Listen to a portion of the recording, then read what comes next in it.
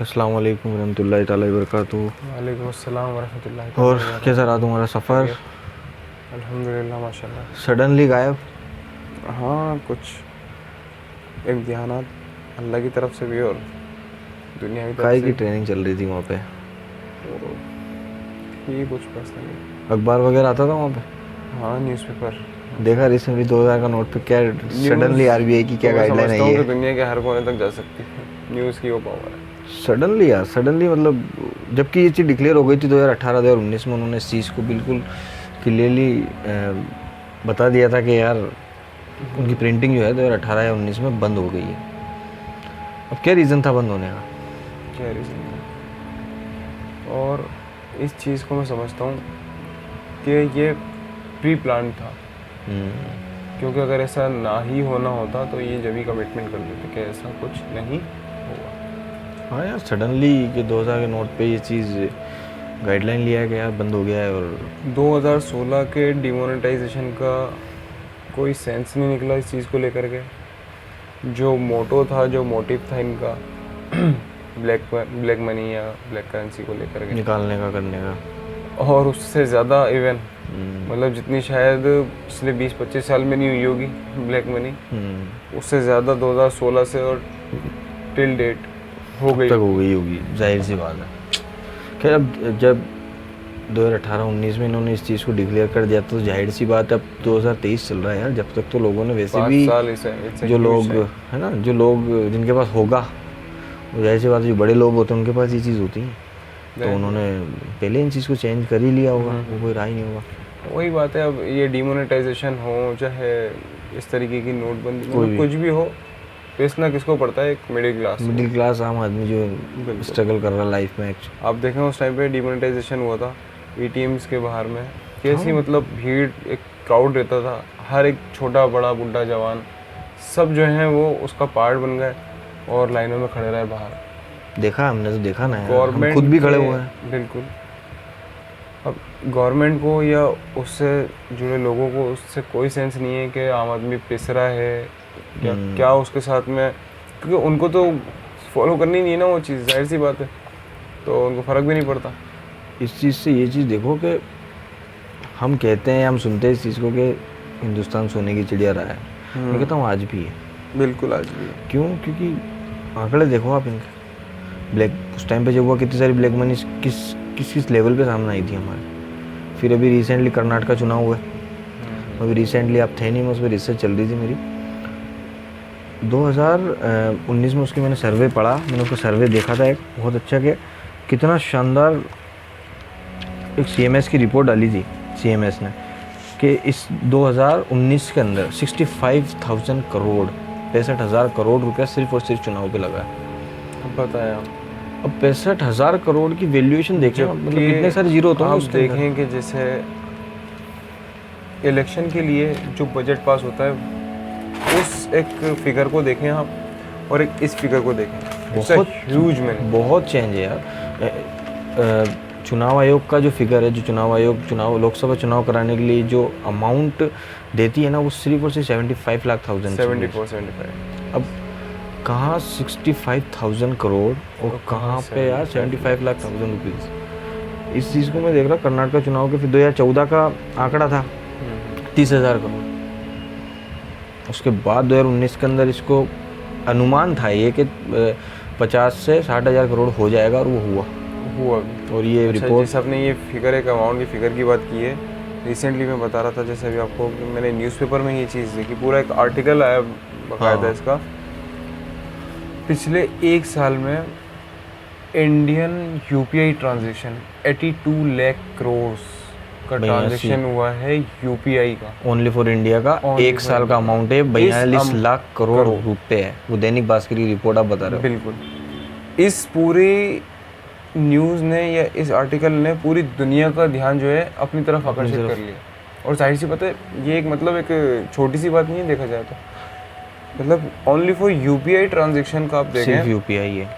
अच्छा, इस चीज़ को हम इससे अगर कन्वे करें कि डिमोनेटाइजेशन जो ही, नोटबंदी हुई, जाहिर सी बात है ये डिजिटाइजेशन जो है वो डिमोनेटाइजेशन के बाद ही इतने ज़्यादा चर्चित हुई, या कह सकते हैं कि हमारी ज़िंदगी में आ गई, चलन में आ गई। तो उसके बाद से जब ये चीज़ इतनी चलन में आ चुकी है तो फिर अब ब्लैक मनी कौन कंज्यूम कर रहा है, कौन उस चीज़ को बढ़ावा दे रहा है? ये कहाँ से आ रही है ये, आप कैसे देखें यूपीआई की ट्रांजैक्शन आप देखेंगे, एक मिडिल क्लास आदमी, एक स्टूडेंट हो गया, कोई मजदूर हो गया, या कोई काम डेली बेसिस पे काम करने वाला कोई भी पर्सन हो गया, उनको आप देखेंगे कि भाई जिनके अकाउंट में शायद मिनिमम अमाउंट ही रहता होगा। एग्जैक्टली। और जाहिर सी बात है अमाउंट जो है जो अकाउंट्स में रखा जाता है वो इतना ही रखा जाता है कि गवर्नमेंट की अगर नज़र रहे भी तो उस चीज़ का कुछ इतना इम्पैक्ट ना पड़े उनके लिए कि ब्लैक मनी। मिडिल क्लास में होता भी नहीं है, क्योंकि अब आप ये सोचें कि उनका इतना amount 82 lakh crore, it's not a small amount, बहुत बड़ा अमाउंट है यार, It's a all over huge India amount, all over का। India मैं ये समझता हूँ कि टाइम देखो आप, सिर्फ एक साल का टाइम है आप ये देखें कि इतने कम टाइम में, और पूरी दुनिया का, जब जाहिर सी बात है ये छोटी चीज़ नहीं है, छोटी सी बात नहीं है, इसीलिए पूरी दुनिया का ध्यान उसने अपनी तरफ खींचा है, इतना अट्रैक्ट किया है। तो जब एक मिडिल क्लास मैन या एक जो वाइट वे में हो रही है ट्रांजेक्शन, वो इतना अमाउंट सामने फिगर आ सकता है, तो आप सोचें ब्लैक मनी कितना होगा। ब्लैक मनी कितना होगा, या जो लोग बड़े व्यापार में हैं या बड़े इंडस्ट्रीज़ में हैं, उन लोगों का, या जिनका कनेक्शन पॉलिटिक्स इदारों से हैं, उन लोगों का फिर क्या सीन होगा। इसमें भी आप देखें कुछ ऐसे मतलब लोग हैं जो सामने आए निकल करके, वो भी मैं एक नेक्स्ट पेज पे ही इसके भी कुछ आर्टिकल्स थे। 2000 रुपीज़ नोट इज़, और नोटबंदी के ऊपर था कि वापस से जो है ये नोट बंद हो रहा है, और उस पर कांग्रेस और मतलब ऑपोजिशन की, बीजेपी, सबके अपने अपने डिफरेंट पॉइंट ऑफ व्यूज लिखे होंगे। सही।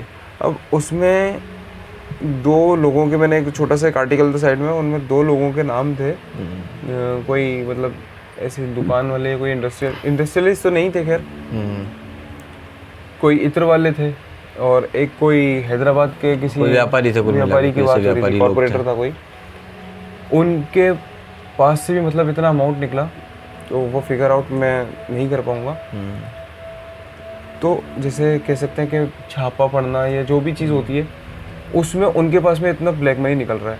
अब 2016 से और 2023 तक का आप टाइम पीरियड देखें, कोई बड़ा टाइम पीरियड इतना नहीं हो सकता उस अमाउंट को लेकर के, कि इतने कम टाइम में लोगों ने इतना अब भी जो है काला धन जमा कर लिया है। तो इसका लीक पॉइंट क्या हो सकता है? इसका लीक पॉइंट यही हो सकता है कि कहीं ना कहीं गवर्नमेंट बॉडीज़ में भी जो है उस चीज़ को बढ़ावा दिया जा रहा है। क्योंकि जाहिर सी बात देखें, अगर मैं आपको अगर इजाज़त ना दूं घर में घुसने की, तो क्या आपकी हिम्मत हो सकती है कि आप घर में, चलो आप ज़बरदस्ती घुस भी जाएं, तो मैं आपको कमरे के अंदर एंटर नहीं होने दे सकता। या कितने वक्त तक, कितने वक्त आप उस घर में रह सकते हो, जाहिर सी बात है। तो अगर इस चीज़ का कहीं लीक पॉइंट मिल रहा है, मतलब अगर कोई चीज़ बार बार क्रिएट हो रही है, तो उसका लीक पॉइंट वही है कि वो जो जड़ है ना, जहाँ से ये चीज़ें पनप रही हैं, और जो लोग इसको बंद कर रहे हैं कि भाई अगेन एंड अगेन, जैसे पिछली बार हुआ था 2016 में जब नोटबंदी का सीन रहा, फिर आपने 2023 में इस चीज़ को वापस रिपीट कराया कि 2000 का नोट जो उस टाइम पे बनाया वो आपने वापस बंद कर दिया। अब जो लोग बना रहे हैं, कानून जो बना रहे हैं वही तोड़ रहे हैं कहीं ना कहीं। मतलब देखा जाए तो गवर्नमेंट का इसमें कहीं ना कहीं एक वो हो सकता है कि यार गवर्नमेंट में कोई लोग हों जो इस चीज़ को बढ़ावा दे रहे हों, या उनका इसमें कोई ना कोई हस्तक्षेप हो सकता है, उस सीजन से ये चीज़ बढ़ रही है। देखें 2016 से 2023 तकरीबन 8-9 साल में, ये 7 साल में वापस डिमोनेटाइजेशन की जो है कार्रवाई की जा रही है। जबकि 2016 से आप पहले देखें जो डिमोनेटाइजेशन हुआ था वो 80s या 90s के अप्रोक्स हुआ था। तो वो टाइम पीरियड एक समझ में आता है कि हाँ इतने टाइम में लोगों ने लीक पॉइंट्स बना लिए होंगे, या कुछ ऐसे होल्स कर दिए होंगे कि भाई उस वे से या उस रॉन्ग वे से एक ब्लैक मनी बनाई जा सकती है या जमा कर ली लोगों ने। वो चलो एक पार्ट समझ में आता है, 2016 का पार्ट में समझता हूँ, चलो 1% बिल्कुल सही है। लेकिन 2016 से स्टिल 2023, अब अगर जिनके पास स्मॉल टाइम यार, 7 year just 7 years is not a big time. तो इतने कम टाइम में अब लोगों ने क्या तो जमा किया होगा। अच्छा इसमें देखें जो बड़ी कॉर्पोरेटर्स होते हैं ना, उनके लिए कोई बड़ी बात नहीं है, जो जाहिर सी बात है इतना ब्लैक अमाउंट अगर जमा कर सकते हैं तो उसको चेंज भी करा सकते हैं। उस टाइम पे 2016 में कौन से बड़े कोऑपरेटिव को आपने लाइन में खड़े हुए देखा या परेशान होते हुए देखा? कोई नहीं था, आम आदमी था, आम लोग, आम पब्लिक। वो लोग थे जो अपनी पॉकेट मनी से बचा करके भाई गले में या किसी भी चीज़ में जो उनकी सेविंग्स होती है कि भाई सबसे हट करके ये मेरे काम आएंगे, आड़े टेढ़े वक्त पे काम आएगी, उस चीज़ के लिए उसको जमा करता था, अब उसको नोट चेंज कराने के लिए वो लाइनों में लगना पड़ रहा है, और कुछ तो मतलब घंटों पर यार, मैं घंटों और पर वो उन्होंने टाइम पीरियड दे दे कि भाई इतने टाइम तक जमा करा दो, उसके बाद वो अलाउ नहीं होगा। अब वो तो उनकी तो मनी वेस्ट हो गई। एग्जैक्टली। और सेम चीज़ है वो, अब भी लोग जो जमा करते हैं, 2000 का जैसा नोट है, बड़ा नोट है, तो लोग बाग उसको नहीं समझते कि यार चलो जमा कराऊँ या वो करूँ। एक अपने पास में कुछ सेविंग्स ऐसे होती है कि भाई कहने को एक ही पेपर है और एक अमाउंट 2000 का आ रहा है, तो चलो भाई जमा करके रख लिया कि मेरे कभी काम आ जाएगा। और एक ये मिडिल क्लास या लोअर क्लास के लिए ही पॉसिबल होती है ये चीज़ कि वो इसको करे। बड़े लोगों के लिए तो, कॉर्पोरेटर्स के लिए कोई मायने नहीं रखती, कोई मायने नहीं रखती। अच्छा, अब हम क्या करते हैं, हम इस चीज़ को कभी भी हमारे डिस्कस नहीं करते हैं, या हमें नॉलेज नहीं होती इस चीज़ की कि यार सीन चल क्या रहा है देश में। सबसे बड़ी कमजोरी देश में आज यही है, हमारे देश करना चाहता ही नहीं है ना भाई। देखिए आज के कॉमन मैन को क्या चाहिए, रोटी कपड़ा मकान, जो कि पुरानी नीड्स है। बिल्कुल, वो चाहता है कि भाई ना मेरी लाइफ में कोई इंटरफेरेंस हो, ना मैं किसी की लाइफ में कोई इंटरफेरेंस करूँ। और पॉलिटिक्स का तो उसका दूर से दूर तक कोई लेना देना नहीं। वो ये मतलब आज का यूथ इतना अवेयर है लेकर के पॉलिटिक्स को।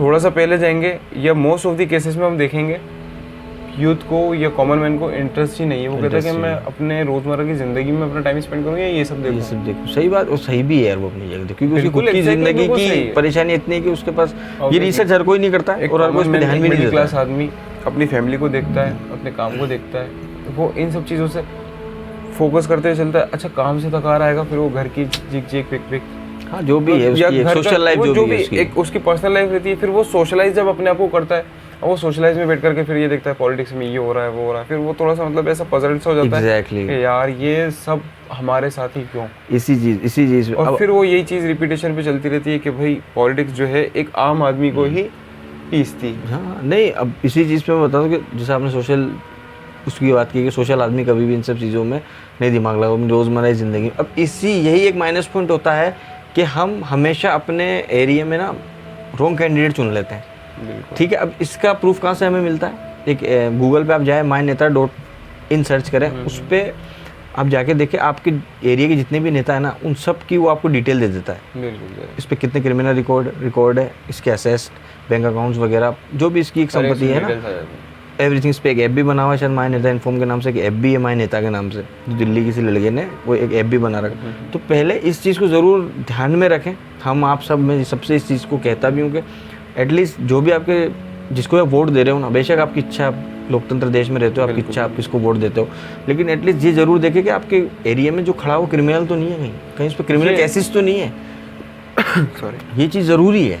ये चीज़ देखें, आपके जो एजुकेटिव पर्सन है वो इस चीज़ में इंटरेस्ट लेना ही नहीं चाहता पॉलिटिक्स में। एग्जैक्टली यही, और एजुकेटेड पर्सन भी इस चीज़ को नहीं कभी भी देखता है कि इस पे प्रमोट करता ही नहीं कि भाई मैं इस चीज़ को एटलीस्ट रिसर्च करूँ इस पे। हाँ ठीक है, कोई भी एक जिम्मेदारी उठा लो और मेरा काम है वोट देने का, मैं जिम्मेदार नागरिक होने के नाते मैं वोट दे सकता हूँ, और ये इसी चीज़ का गलत फायदा उठाता है, और वो उस चीज़ का जो है एक रॉन्ग में जाता है। हाँ, दूसरी वो अगले 5 साल तक उसका, चाहे वो मोहल्ले का पार्षद हो या कोई भी बड़ा नेता हो, कोई भी व्हाटएवर, अपन किसी को चलता रहता, अपन किसी का वो नहीं करते, लेकिन कोई भी हो रॉन्ग इंसान आया था। अच्छा ये चीज़ भी देखो कि जो गरीबों को हक दिलाने की बात करने वाला नेता होता है, वो धीरे धीरे अमीर कैसे बन जाता है। हमारा जो भारत देश है ना साहब, ये 2019 के सर्वे के हिसाब से सबसे टॉप पे आता है ये चुनावी खर्च के अंदर। अगर आपने सुना हो कभी तो यूनाइटेड स्टेट ऑफ अमेरिका, जिसका 2016 में राष्ट्रपति चुनाव हुआ था, उसके बाद 2019 में जो हमारे यहाँ चुनाव हुए ना, इसने सबको बीट करके सबसे टॉप पे आ गए हैं हम चुनाव में पैसा खर्च करने पे। खर्चे कहाँ होते हैं? अब CMS की एक रिपोर्ट के अनुसार मैं बताता हूँ, देश में सबसे ज़्यादा लोकसभा चुनाव पर खर्च करने वाला देश क्षेत्र कौन कौन से है हमारे? कर्नाटक, आंध्र प्रदेश, तमिलनाडु। CMS N भास्कर राव की रिपोर्ट है ये, जो उन्होंने CMS के अंदर अपनी पूरी रिपोर्ट डाली है, जिसके अंदर उन्होंने ये सब सारी चीज़ें लिखी है। अब देखिए 2014 में कर्नाटक में 30,000 करोड़ रुपये खर्च हुए, 2019 में 50 से 60,000 रुपये तक खर्च पहुँच गया। ये भी N भास्कर की रिपोर्ट है, CNS के अंदर पूरा डिटेल उन्होंने डाल रखी है। ठीक है, अब NDTV और इंडिया टुडे ये न्यूज़ बताता हूँ मैं आपको, जो 16 जनवरी 2019 में रिपोर्ट की गई थी। 2019 में कर्नाटक चुनाव प्रचार में 122 करोड़ से ज़्यादा खर्च किया पार्टी ने।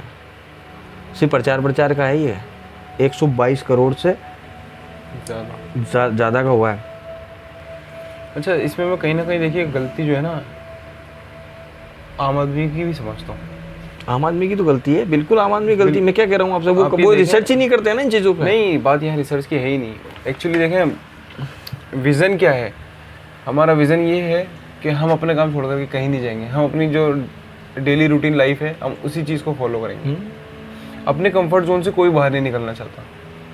वो कहते हैं कि हाँ ठीक है, जो जिसको बनना है आप खड़े हो जाओ, वोट दे देंगे, हमारा काम वोट देने का है। एक्चुअली होना क्या चाहिए, मोहल्ले के पार्षद से शुरू होती है ये चीज़, जो सबसे वही नीचे आता है। है। आप पार्षद या एरिया के- सरपंच। पार्षद या सरपंच, गांव का सरपंच हो या पार्षद हो, आप अपने एरिया का जो नेता चुन रहे हो, जो लीडर चुन रहे हो, तो वो आपकी मर्जी से सिलेक्टेड होना चाहिए सर, ना कि वो अपनी मर्जी से आकर के आपको बताए कि भाई मैं खड़ा हो रहा हूँ, ये खड़ा हो रहा है, वो खड़ा हो रहा है, अब आप बता दो आप वोट किसको दे रहे हैं। भाई देखा जाए तो विजन यही है ना, वो ऐसा खुद नहीं कह रहा है लेकिन विजन यही बन रहा है। दिख जो रहा है।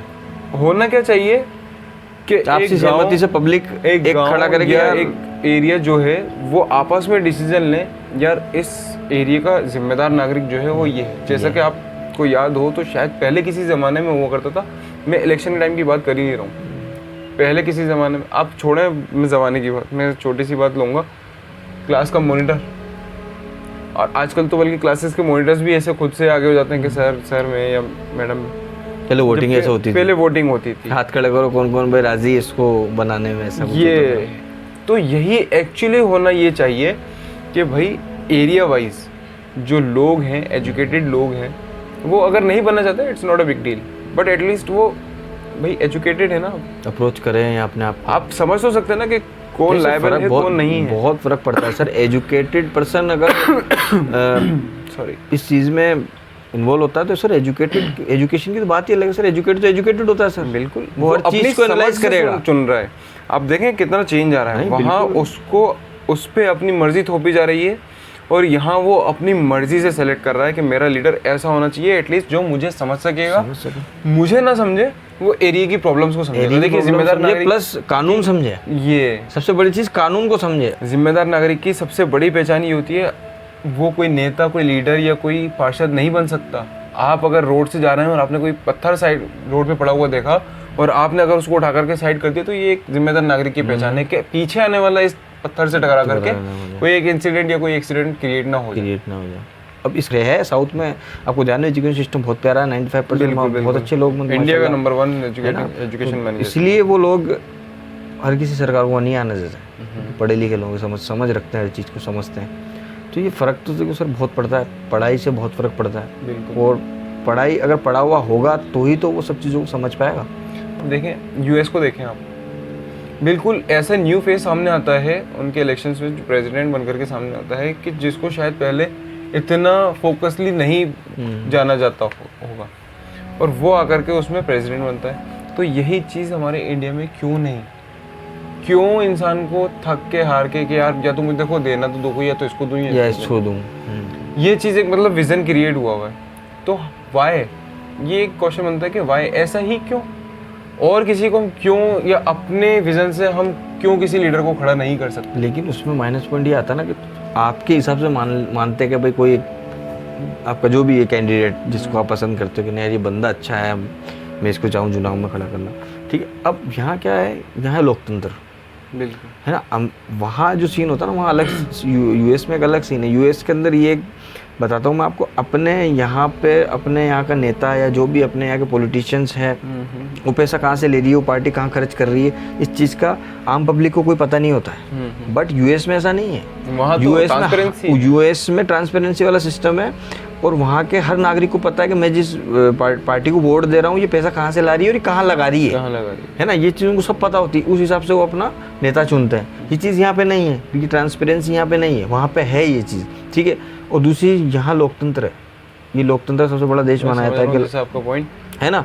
तो और सबसे बड़ी चीज़ पॉपुलेशन बहुत ज़्यादा है, कुछ किसी के सपोर्ट में, कुछ किसी के सपोर्ट में, तो एक जो आपसी सहमति है ना वो बन पाना बहुत मुश्किल हो जाता है कि किसी और दूसरी चीज़ इतनी सारी पार्टियां हो गई हर, और ये आज के टाइम में तो अपने हिंदुस्तान में मज़हब के हिसाब से पार्टियां है कि भाई पर्टिकुलर कम्युनिटी इसको वोट देती है, पर्टिकुलर ये कम्युनिटी इसको वोट दे रही है, ठीक है। कुछ बीच के बसते हैं वो जो पढ़े लिखे हैं या जो अपने आप को एजुकेटेड समझते हैं वो वोट नहीं देते हैं, कई वोट ही नहीं देते हैं। एक्चुअली मेरा यही पॉइंट है ना। तो ये कम्युनिटी सिस्टम हो गया है। कास्ट वाइज या रिलीजन वाइज क्यों किसी को करें, वही मेरा जो कहने का इंसान अच्छा देखना है। मेरा कहने का विजन यही था। अब देखें इतने लोग 160 करोड़ या 140-45 जो भी जो भी हमारी अभी- अभी पॉपुलेशन है, जाहिर सी बात है किसी एक कैंडिडेट को तो चुनेंगे नहीं। तो जितने भी लोग, मैं कह रहा हूँ एटलीस्ट स्टार्ट तो होना चाहिए। जितने भी लोग सामने ला करके रखते हैं हम अगर चुन करके लीडर, तो उनमें से फिर हम सपोज करें कि भाई किसको होना चाहिए। मैं कहता हूँ कि एक बार या एटलीस्ट ऐसा होना चाहिए कि भाई चुनाव से कुछ टाइम पहले ऐसी पोलिंग हो कि आप अपने आर्टिकल से या अपना एक कि भाई आप रखे point of किसको view कि आप चुनाव में किसको खड़ा देखना चाहते हैं। किसको खड़ा देखना चाहते हैं, फिर उस पे पोलिंग हो कि किसको आप पीएम सीएम जो भी या जो भी whatever। पोस्ट होती है, खैर पॉलिटिक्स में इतना तो है नहीं वो भी इंडिफरेंस, तो वो रखना चाहिए सामने। जरूरी फिर है। देखें अब यहाँ से जब स्टार्ट होगा ना, तो बहुत ज़्यादा अब जो इतने पॉइंट आउट्स होते हैं, हालांकि वो तो खैर बाद में भी होते रहेंगे, वो तो इतना कोई वो नहीं है, लेकिन वो चीज़ कम हो जाएगी। कॉमन मैन जो है अकॉर्डिंग टू जो इतना ज़्यादा ध्यान दूसरी चीज़ों में देता है, वो अपनी पर्सनल लाइफ जो कि वो एक्चुअली चाहता है कि मैं अपने कंफर्ट जोन से बाहर ना निकलूं, डेली रूटीन में मैं बिजी रहूं, वो तब जाके एक्चुअली कर पाए। सही है। आज मैं इसलिए कह रहा था आपसे कि इंडिया आज भी सोने की चिड़िया है। अब सोचो ये पैसा कहाँ से आ रहा है? वही आम आदमी का ही पैसा है। टैक्स, सबसे पहली चीज़ टैक्स। दूसरी चीज़ ये पैसा आता है व्यापारियों से। क्यों? क्योंकि व्यापारी जो होता है ना, व्यापारी किसी पर्टिकुलर पॉलिटिक्स पार्टी को सपोर्ट नहीं करता है, वो उसको व्यापार करना होता है, वो ठीक है? कॉर्पोरेट को सपोर्ट है ना, वो बड़ा व्यापारी है, उसको क्या करना, उसके सरकारी काम नहीं रुकने चाहिए कहीं पे भी, कोई भी जो भी उसका व्यापार में कोई भी रुकावट नहीं आनी चाहिए। इसलिए वो क्या करता है, फंड देता है इनको, जिसको डोनेशन या फंड के नाम से जाना जाता है कि भाई फंड दो, पार्टी को फंड दो, तो वो फंड देते हैं। क्यों? क्योंकि उनका काम नहीं रुकना चाहिए, उनका काम, ठीक है? ये पब्लिक टैक्स, बाहर का पैसा, ये सारे पैसे मिलके अब ये इतना अमाउंट बन जाता है ये, और ये मोस्ट ऑफ द पब्लिक का पैसा ही है। अधिकतर तो पब्लिक का पैसा है। जो अभी रिसेंट अपन बात कर रहे थे कि ब्लैक मनी कहाँ से, ये ऐसे नहीं ब्लैक मनी निकलता है, ये ऐसे ब्लैक मनी इकट्ठा हो जाता है। सर्कुलेशन है वो यहीं से शुरू हो रहा है एक्चुअली। एग्जैक्टली यहीं से शुरू हो रहा है। अब यही पैसा हम सोचे कि एजुकेशन पे लग जाए, हिंदुस्तान की एजुकेशन सिस्टम पे ये पैसा लग जाए, कितना मस्त हो जाए। हॉस्पिटलिटी, एजुकेशन पे मेडिकल्स या मेडिकल्स पे लगे, एक्चुअली लगे तो सही। मैंने अभी आपसे क्या चीज़ बोली कि अगर यही पैसा देश के हित में काम आए, यार कितना तो अच्छा आप देश हो देखिए जाए यार। कितना अच्छा देश है। आज जो एक छोटे से छोटा व्यक्ति जो गुणगान कर रहा है ना कि महंगाई महंगाई महंगाई ने कमर तोड़ रखी, महंगाई ने कमर तोड़ रखी, जो कि एक्चुअली है, नहीं है, क्यों नहीं है यार, बिल्कुल है यार, एक्चुअली है कि महंगाई ने कमर तोड़ रखी है। आदमी इंसान की वैल्यू ना समझ करके पैसे की वैल्यू समझ रहा है। क्यों? क्योंकि महंगाई ने वाकई में कमर तोड़ रखी है। एग्जैक्टली। और तो ये क्यों है ऐसा? ये ऐसा इसीलिए है, आफ्टर कोरोना तो ये चीज़ बहुत ज़्यादा हो गई। अभी आप कोई से भी धंधे को ले लो, आप कोई से धंधे को ले लो, सर मैं तो एक की नहीं, मैं तो दिन भर आपको ध्यान फील्ड में रहते हैं, अपन मार्केट में रहते हैं, कोई से भी धंधे को ले लो, आप कोई भी व्यापारी ले लो, कोई भी छोटा व्यापारी ले लो, कोई भी खुशी नहीं है। सब यही कहते हैं यार कि मार्केट नहीं है, सिर्फ दुकानें, ज़रूरतें पूरी हो रही हैं, ग्रोथ कुछ भी नहीं है ना, एक सिर्फ चलन है कि दुकान लेके बैठे हैं, चल रहा है पुराना, है ना, लेकिन ग्रोथ नहीं हो रही है। और ये आफ्टर लॉकडाउन तो बहुत ज़्यादा ही सिस्टम खराब है, रुक सा गया हमारा देश यार, बहुत हम पीछे जा रहे हैं इस चीज़ की वजह से। और ये लोग अब ये तो आफ्टर कोरोना 20 में आया था, है ना, उसके पहले की रिपोर्ट है ये सारी। बताओ क्या पैसा था यार, इतना पैसा, इसका आधा भी लग जाए यार तो क्या हो जाए देश में। हम सोच नहीं सकते इस तरीके का देश हो जाए हमारा, हर बच्चे को रोज़गार मिल जाए, अच्छा कंपनीज हमारे यहाँ आ जाए, लोग बिल्कुल अच्छे से सिस्टम से जीने लग जाए, यातायात सुविधा अच्छी हो जाए, सड़कों पर अच्छा काम हो जाए, कितनी सारी चीज़ें। अभी देखें हम दिल्ली में केजरीवाल की, हाँ अच्छा, मैं देखी उनकी सोशल चीज़ें कितनी अच्छी कर रखी है उन्होंने काफ़ी सारा कुछ अच्छा कर रखा है। उनका ये कहना है कि हमने सब कुछ फ्री करके उसके अलावा हमारा इतना बजट निकल रहा है, बच रहा है। और वो उन्होंने मेरे अभी वीडियो देखा था उसको, वो काफ़ी एक अच्छा ह्यूज अमाउंट बताया था कि ये हमारा बजट है सब कुछ फ्री करने के बावजूद भी है। तो वो एक सेंट्रल की बात है या पूरे इंडिया की बात हो रही है। हाँ यार बिल्कुल। और वहाँ की गवर्नमेंट, जो केजरीवाल की गवर्नमेंट है दिल्ली के अंदर, लोग वहाँ से खुश इसलिए अभी अगेन कि अभी फिर जीता है वो, अभी माशाल्लाह चंडीगढ़ में उन्होंने सरकार बनाई है, थर्ड टाइम आई थिंक, और अभी चंडीगढ़ में उन्होंने पंजाब में सरकार बनाई है इसी बेस पे। क्यों? क्योंकि उन्होंने सोशल चीज़ें फ्री कर रही है, लाइक ट्रैवलिंग, बस से आना जाना फ्री है, ऑटो basic वगैरह बेसिक सुविधाएं बात कर रहे हैं, बिजली हो गई, पानी हो गया, स्कूल्स हो गए, हॉस्पिटलिटी, मोहल्ला क्लिनिक उन्होंने बना रखे हैं दिल्ली के। हाँ, स्कूल्स और हॉस्पिटल्स उन्होंने बहुत खूबसूरत कर गवर्नमेंट दिए ऐसे कर दिए हैं कि इवन प्राइवेट को बीट कर रहे हैं, बहुत बीट कर रहे हैं। एजुकेशन सिस्टम बहुत स्ट्रॉन्ग कर दिया उन्होंने, strong कर दिया। इसीलिए तो यार वो पब्लिक खुश है उससे। पब्लिक यही चाहती है यार कि आप सोशल चीजों पे काम कर लो, बाकी भले आप जो करो उनसे कोई मतलब ही नहीं है ना, क्योंकि कोई नहीं रखता है इतना क्या चाहता है, बस मैं सुखी रहूं, मेरी जरूरतें पूरी हो। उन्हीं आस में, और रैलियों की जो वो स्पीचेस होती हैं वो उन्हीं आसों में उसको सुनता है, और एक भले ही उसको टेम्परेरी तौर पे थपकी मिल जाती है, लेकिन वो उस चीज़ को सोचता है कि चलो ठीक है ना यार, एक दिन का एक रात की तो राहत मिल रही है, एटलीस्ट उनको ये रहता है कि चलो लोरी के तौर पे ही सही ये चीज़ सुनने को। लेकिन लोरी हर कोई सुनना नहीं चाहता, और कब तक सुनेगा कोई? लोग चाहते हैं इम्प्लीमेंटिंग, बदलाव चेंजेस चाहते हैं। कब तक हम 1947 के साथ जीते रहेंगे? नहीं सर, इस तरीके से अगर चलता रहा तो फिर कैसे मामला बैठना है यार। केजरीवाल और वहाँ की सरकार इसीलिए फायदे में, क्योंकि उन्होंने सोशल चीज़ें लोगों को दे दी जो लोग चाहते थे बस। अब उसके बाद वो जो भी अमाउंट उनका होता है, जो भी मतलब इनके जो भी पैसे होते हैं, पब्लिक को कोई मतलब नहीं है। क्यों? क्योंकि सोशल चीज़ें फ्री हो चुकी हैं, ठीक है। तो वो वाली चीज़, इस चीज़ पे काम होना बहुत जरूरी है। 1947 की बात हुई, फ्रीडम का एक बिगेस्ट रीज़न गांधी जी से पूछा ब्रिटिश गवर्नमेंट ने कि तुम्हें किस बेसिस पे आज़ादी दें, खाने को तुम्हारे पास है नहीं, पीने को तुम्हारे पास है नहीं, कारोबार तुम क्या करोगे? अच्छा, उन्होंने सबसे पहला रीज़न क्या रखा कि हम बाहर से आयात निर्यात बंद कर देंगे। आप कहते हो कि हमारे पास में कुछ नहीं, हम अपना करके बताएंगे, ठीक है। और आज की डेट में अगर आप देखें तो सबसे ज़्यादा बाहर से ही आयात निर्यात हो रहा है, चाहे वो कोका कोला, पेप्सी, मतलब ये सोडा कोई भी कंपनी हो। आप अपने मॉर्निंग उठ करके जो आप ब्रश करते हैं, वो एक सिंपल टूथपेस्ट से लेकर के और रात को सोते वक्त तक आप देखें कि आप बाहर के कितने प्रोडक्ट्स यूज़ कर रहे हैं, बाहर की यूज़ करते हैं, और इंडियन कितने प्रोडक्ट यूज़ कर रहे हैं। तो ये गुलाम ना होते हुए भी गुलामी वाली बात है। जो उन्होंने एक बड़ा रीज़न रखा था कि हम खुद का कारोबार करेंगे, खुद की चीज़ों को जो है हम यूटिलाइज करेंगे। और जो कि देखें, आप कहीं पे भी किसी भी आर्टिकल में उठा करके देख सकते हैं कि इंडिया से बाहर जाती हैं चीज़ें, इतना मतलब प्रोडक्शन है इंडिया में। इंडिया एक बहुत बड़ा मार्केट है, कोई छोटी बात नहीं है, लेकिन हम उस चीज़ को दरकिनार करके क्या करते हैं कि डिपेंडेंसी है हमारे ऊपर कि नहीं, बाहर के लोग या बाहर की चीज़।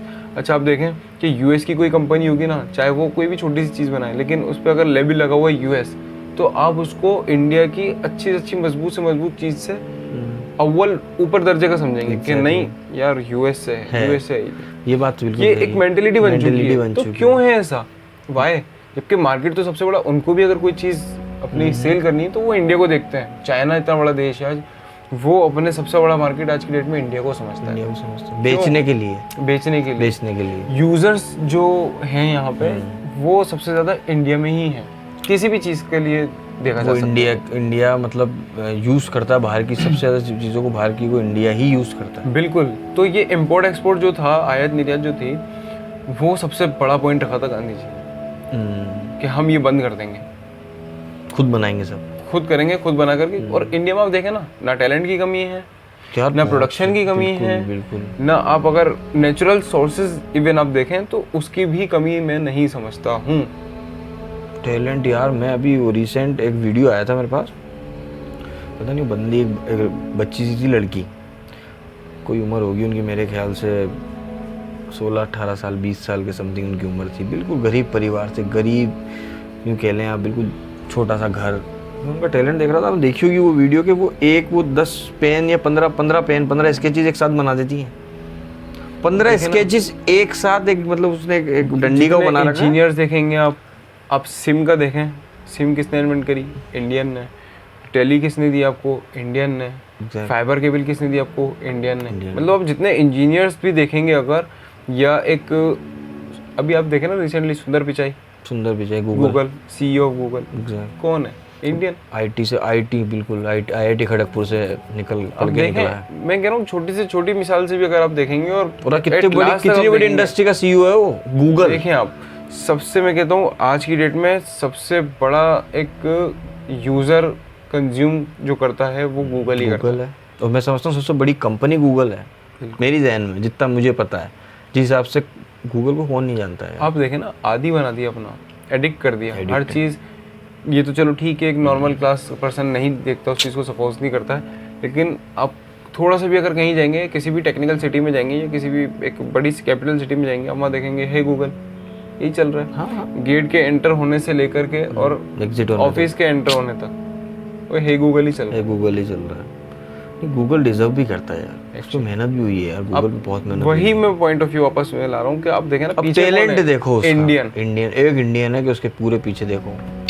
एग्जैक्टली यार, जबरदस्त। गूगल का तो सुंदर पिचाई ने माशाल्लाह उसने नाम किया इंडिया में यार। बिल्कुल। और क्या माइंड है बंदे का यार, उसकी बड़ी मैंने पढ़ी है, मैंने उसकी रिसर्च बहुत पढ़ी है, ज़बरदस्त। खैर यही है कि इंडिया में कमी नहीं है, बस ये है कि बस प्लेटफॉर्म नहीं मिल पा रहे हैं ठीक तरीके से, और हम टैलेंट को नहीं दिखा पा रहे हैं। और कहीं ना कहीं गवर्नमेंट का भी हमारे ऊपर इस चीज़ का योगदान रहना चाहिए कि नहीं यार, इस चीज़ को सपोर्ट करें कहीं ना कहीं और बढ़ाएं आगे।